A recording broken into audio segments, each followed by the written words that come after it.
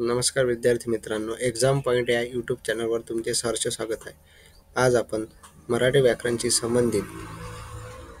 संबंधित टॉपिकचा अभ्यास करणार आहोत. काल आपण नाम या टॉपिकचा अभ्यास केला होता. आज आपण सर्वनाम या टॉपिकचा अभ्यास करणार आहोत. परिपूर्ण मराठी व्याकरण बाळासाहेब शिंदे सरांच्या या पुस्तकाचे सारांश घेऊन आपण सुलभ आणि सोप्या पद्धतीने विद्यार्थ्यांपर्यंत अभ्यासक्रम आणि प्रश्नांचे विश्लेषण पोहोचवण्याचा प्रयत्न करत आहोत. तर सर्वांनी हे आवर्जून व्हिडिओ पाहावे व आणि याच्या नोट्स काढून ठेवावे. सर्वनाम जगातील कोणत्याही नामाच्या जागी वापरल्या जाणाऱ्या नामाला सर्वनाम असे म्हणतात. उदाहरणार्थ, मंगेश शान खेळतो, तर त्याचा सर्वनाम येईल तो शान खेळतो. उदाहरण क्रमांक 2, सर वर्गात गेले, याचे सर्वनाम होईल ते वर्गात गेले. सर्वनामाचे पुढील प्रमाणे प्रकार पडतात. पहिला प्रकार पुरुषवाचक सर्वनाम, दुसरा प्रकार संबंधी सर्वनाम, तिसरा प्रकार दर्शक सर्वनाम, चौथा प्रकार प्रश्नार्थक सर्वनाम, पाचवा प्रकार सामान्य आणि अनिश्चित सर्वनाम, सहावा प्रकार आत्मवाचक सर्वनाम. हे सर्वनामाचे प्रकार पडतात. आता आपण पहिला प्रकार बघणार आहोत, पुरुषवाचक सर्वनाम. पुरुषवाचक सर्वनामामध्ये सुद्धा त्याचे 3 उपप्रकार पडतात. तर त्यातील पहिला उपप्रकार प्रथम पुरुषवाचक सर्वनाम. बोलणारा स्वतःचा उल्लेख करतात किंवा स्वतःच्या नावाऐवजी जी सर्वनाम वापरले जाते त्याला प्रथम पुरुषवाचक सर्वनाम असे म्हणतात. म्हणजे तो स्वतःचाच उल्लेख करतो, तेथे फक्त स्वतःचाच उल्लेख केला जातो. जसे की मी, आपण, आम्ही, स्वतः हे प्रथम पुरुषवाचकमध्ये वापरले जाते. उदाहरणार्थ, मी दररोज व्यायाम करतो, म्हणजे माझ्या स्वतःचा येथे उल्लेख केलेला आहे. आपण सहलीला जाऊ, म्हणजे मी सुद्धा तुमच्यासोबत असून आपण सर्व मिळून सहलीला जाऊ. स्वतः खात्री करून घेते, म्हणजे तो स्वतः कोणत्याही गोष्टीची खात्री करून घेते, म्हणजे तिथं फक्त एकाच व्यक्तीचा अर्थबोध आलेला आहे. पुरुषवाचक सर्वनामाचा आपण दुसरा प्रकार बघणार आहोत, द्वितीय पुरुषवाचक सर्वनाम.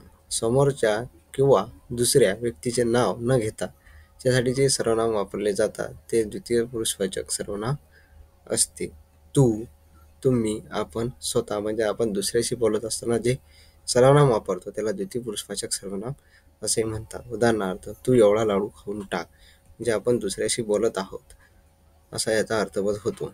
तुम्ही एवढं काम करावं, आपण आत या, स्वतः जाऊन आलात, बरं झालं, असं आपण दुसऱ्याशी बोलत आहोत, ते म्हणजे द्वितीय पुरुषवाचक सर्वनाम होय.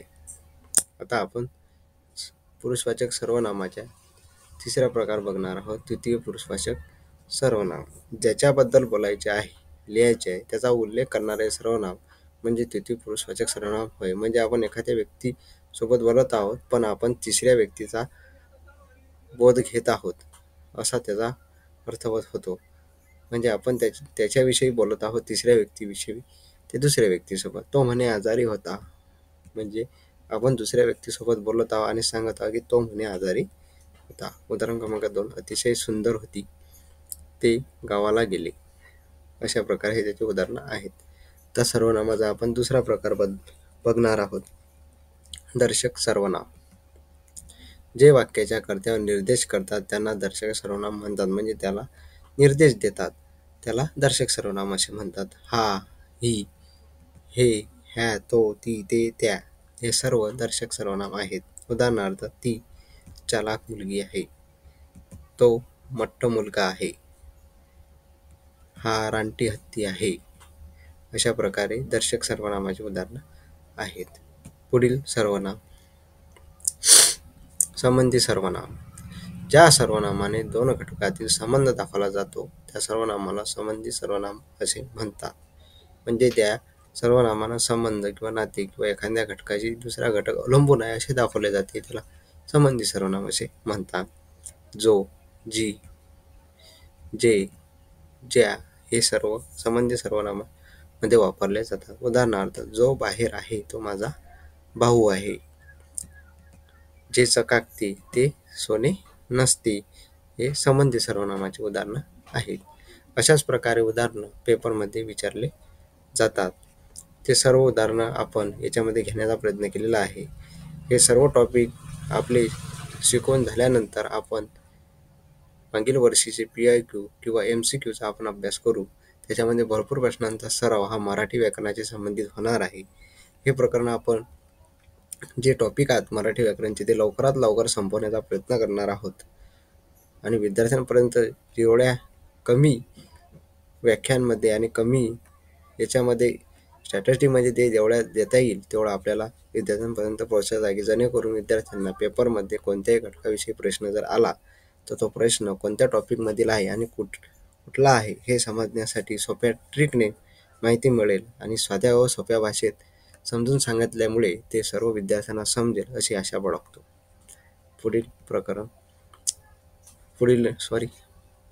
पुढील प्रकार प्रश्नार्थक सर्वनाम. ज्या सर्वनामाचे प्रश्न विचारला जातो त्या सर्वनामाला प्रश्नार्थक सर्वनाम म्हणतात. म्हणजे आपण कोणाला जर प्रश्न विचारून राहिलो तर ते प्रश्न जे विचारायचा आहे त्याला प्रश्नार्थक सर्वनाम असे म्हणतात. कोण, काय, कोणास, कोणाला आणि कोणी हे त्याचे उदाहरणं आहेत जे आपल्या प्रत्येक प्रश्नामध्ये आपल्याला मिळतात. तुला काय हवे, कोणी रामायण लिहिले हे त्याची उदाहरणं आहेत. पुढील प्रकार सामान्य व अनिश्चित सर्वनाम. या सर्वनामामध्ये निश्चित असं काहीच सांगता येत नाही. कोणत्याही घटकाबद्दल, कोणत्याही व्यक्तीबद्दल किंवा कशाही बद्दल निश्चित असं काही सांगता येत नाही. म्हणजे ज्या सर्वनामाने आपल्याला निश्चित घटक समजत नाही त्या सर्वनामाला सामान्य अनिश्चित सर्वनाम असे म्हणतात.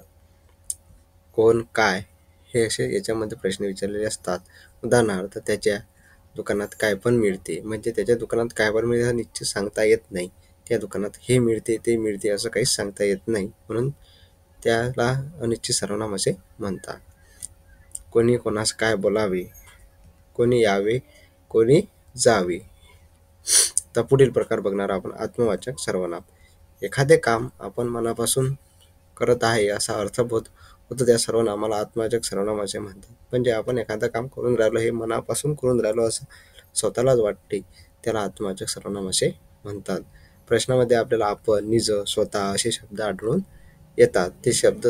ते प्रश्न नेहमी आत्मवाचक सर्वनामाचे असतात. उदाहरणार्थ तो आपणहून मदत करतो, म्हणजे तो मनापासून कोणाची तरी मदत करतो. मी स्वतः त्याला पाहिले, म्हणजे मी स्वतः त्याला पाहिले. पक्षी निज बाळासह बागडतो, म्हणजे तो पक्षी त्याच्या मुलांसह फिरतो असं या प्रश्नाचं म्हणणं आहे. असेच नवीन व्हिडिओ पाहण्यासाठी आणि ऑनलाईन मोफत टेस्ट सोडवण्यासाठी की ज्या टेस्टा विविध ठिकाणी विविध किमतीमध्ये विद्यार्थ्यांना मिळत आहेत त्या सर्व टेस्टा फ्रीमध्ये सोडवण्यासाठी LP टेक्निशियन, महापारेषण, महाट्रान्सकोच्या सर्व ज्या ऑनलाईन टेस्ट आहेत त्या सोडवण्यासाठी आमच्या टेलिग्राम ग्रुपला जॉईन करा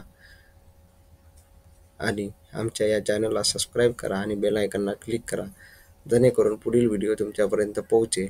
हे सर्व व्हिडिओ तुम्हाला साध्या व सोप्या भाषेत कसे अभ्यास करावा आणि कसे टॉपिक जे कठीण वाटतात त्याच्यामधील कसे ओळखावे याच्यासाठी बनवले गेलेले आहे. याच्यामधून कोणताही व्यावसायिक दृष्टिकोन नाही आहे. हे सर्व विद्यार्थ्यांच्या यशासाठी तयार केलेले आहेत. सर्वांनी या चॅनलला सबस्क्राईब करा आणि लाईक करा.